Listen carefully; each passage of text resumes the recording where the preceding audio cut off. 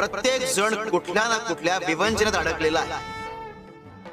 या सगळ्याच प्रकारच्या अडचणीतून बाहेर पडण्याचा एकच मार्ग आहे. दत्त संप्रदायातील करोडो लोकांचा विश्वास आणि पवित्र वेद म्हणजे गुरुचरित्र. दुसरी कुठलीही उपासना तुम्हाला शक्य झाली नाही तरी चालेल, पण रोज गुरुचरित्रातल्या किमान 5 ओव्यांचं तरी वाचन करा. शिव शंकर शंभो. मोह, माया, क्रोध अशा अनेक विकारांनी मनुष्याला घेरलेला आहे. मनावरचा संयम आणि देवावरची श्रद्धा यांनीच या विकारांवर मात करता येते. तेव्हा मनावर संयम ठेवा आणि देवावर निस्सीम भक्ती करा. आयुष्य अजून सुखद होईल.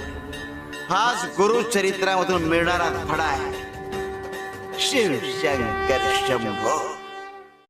गुरुचरित्र वाचताना आपल्या हे लक्षात येते की आपण जेव्हा कुणासाठी काहीतरी चांगलं करत असतो तेव्हा आपल्यासाठी देखील कुठेतरी काही चांगलं घडत असतं, फक्त आपल्याला ते आता दिसत नसतं. शिव शंकर शंभो.